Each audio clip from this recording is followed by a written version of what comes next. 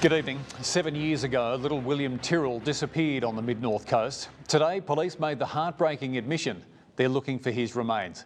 New evidence hoping to answer the question, what happened to that little boy in the Spider-Man suit? For 7 years, thousands of leads have generated dozens of digs, but never like this. The road ahead remains long, although shorter than it was. Robert Avadi is in Kendall. Rob, you've got some exclusive details on a surprise new development. Well, police are really reluctant to release any sort of detail on their new evidence, but I can tell you from pretty senior sources they're excited about it. It's been 7 long years, as we know, and right now this investigation is incredibly tight as they go forward. You can hear in the background potentially the RFS right now clearing through the woods. If we understand, there has to be a 50-metre exclusion zone. They're using seriously industrial-powered whippersnippers, I guess you'd call, to clear that area, and that will be searched tomorrow. Daniel? Good on you, Rob. An important update. Thank you. There's fresh hopes that the Sunshine State's borders could open ahead of schedule. From tonight, a partial reopening will take effect for those desperate to get in. It comes as another Australian airline makes a full return to the sky. Out of service 6 months with just occasional flights to the regions, Rex Airlines back in the skies and crews back on the job. Chris Reason, 7 News. Tonight, over 8,000 Forbes residents in the Central West are on flood watch, ready to evacuate at any moment. Recent heavy rain upstream has swollen the Lachlan River, with the peak due to hit town tomorrow night. Upstream of Forbes, on the outskirts of town, the Reid family's property has been well and truly breached. Sometimes hindsight isn't helpful. Tom Utley joins us now from Forbes. Tom, when can we expect the flood to peak? Daniel, currently the Weather Bureau is saying that peak will likely arrive Tuesday night into Wednesday morning, or at the latest probably Wednesday. It is moving very slowly.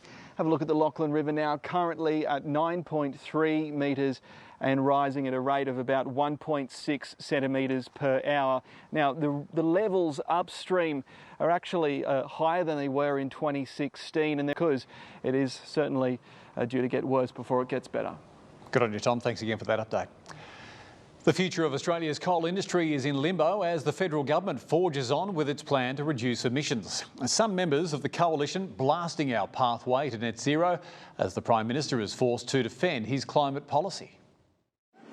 Scott Morrison's high-vis pre-election roadshow hit Sydney. G'day, how you going? Making a familiar promise. Mark Riley, 7 News. There are fresh concerns about the Queen's health after the 95-year-old missed the UK's Remembrance Sunday service.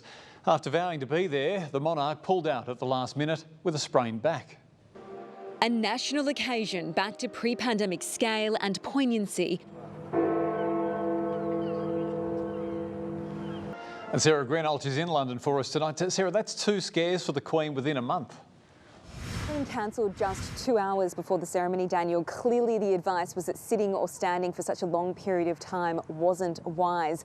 We are told that this back injury is a separate health problem to the one that has forced Her Majesty to cancel various other public outings over the past month. It is, as one palace official described, incredibly unfortunate timing, given that this particular ceremony is one of the Queen's most significant engagements. In previous years, she may well have weathered the pain, but there is now no getting around the fact that she is 95 years of age. The Queen is expected to remain at Windsor Castle today and hopes to carry out some light duties this week. Daniel? Good on you, Sarah. Thanks for that update. Well, a focus on putting teammates first and having fun has finally delivered success for Australia in cricket's T20 World Cup. David Warner and Mitch Marsh powered the Aussies to victory over New Zealand this morning. A big boost just ahead of the Ashes. The missing piece in Australian cricket's trophy cabinet. Still to come, fears toxic smoke could have health impacts after a factory fire. Stuck inside a luxury sports car, the aftermath of a smash on a major Sydney road. And the attack outside a hospital, how a quick-thinking cab driver contained the blast. It was certainly an expensive crash when a Ferrari worth close to $500,000 slammed into a power pole. The impact directly on the driver. When you see that, when you see how well they're built and, you know how good they go, in the wrong hands, they're pretty dangerous.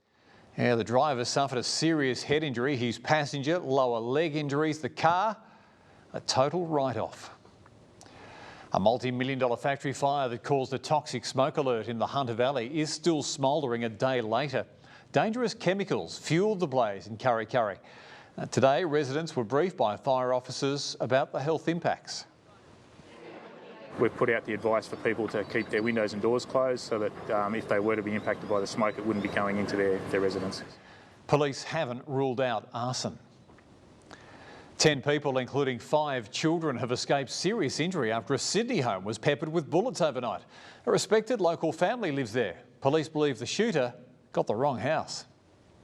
The first shot triggers a security light, but the suspect isn't fazed and keeps firing.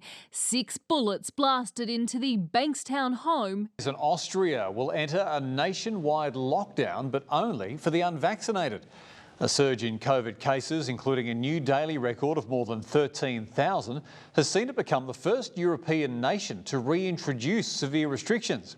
Anyone aged 12 or older who isn't fully vaccinated has been ordered to stay home, with officers carrying out spot checks and handing out fines of more than $2,000. Austria has one of Europe's lowest vaccination rates at around 65%. A passerby saved a Californian family's pets and much of their home from a house fire. The family was out of town when their doorbell rang, the security system connecting them when the jogger said this. Hello, yeah, dearie. There's smoke coming out of the top of your house. Yeah, and the homeowner gave the man the door code. The stranger, not hesitating, running inside, rescued 2 dogs, a cat and a rabbit, and he also helped contain the blaze to the garage. The humble hero hasn't been seen since. It's a good story, good outcome. Coming up in sport, the official, Mitchell Pearce's NRL career, it's over. Class like father, like son, another famous Garda becomes a world champ. It's goodbye to Mitchell Pearce from the NRL. Newcastle's released him today, so Pearce can finish up in southern France. After 309 NRL games, the colourful career that began as a 17-year-old rooster will end with the Catalan Dragons.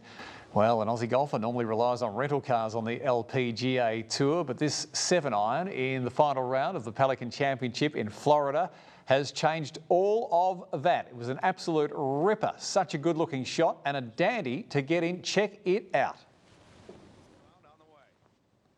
Good looking shot. And that's your night in sport. I've got some weather details right after the break. Rebecca's taken this one out at Uberta. Uberta, you beauty. We like it. If you've got one, send it in.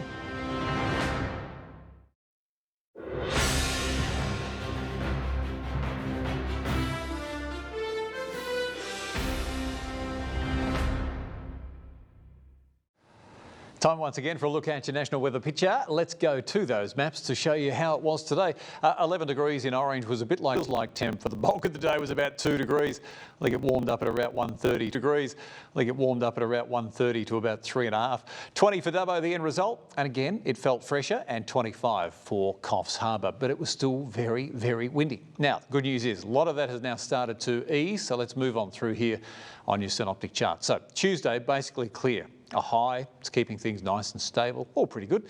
Not a lot to report there. But as we then clear into the next little bit, Wednesday, Thursday, you can just see there on Friday afternoon, a little bit of blue. And we'll start to see some showers potentially return Saturday afternoon and then into Sunday. But for tomorrow, it's a fresh start and a mostly fine day with plenty of sunshine, and we like the look of that. And that is your news for this Monday, the 15th day of November. Thanks again for your company. I'm Daniel Gibson. Till I see you again, have a great night. Bye for now.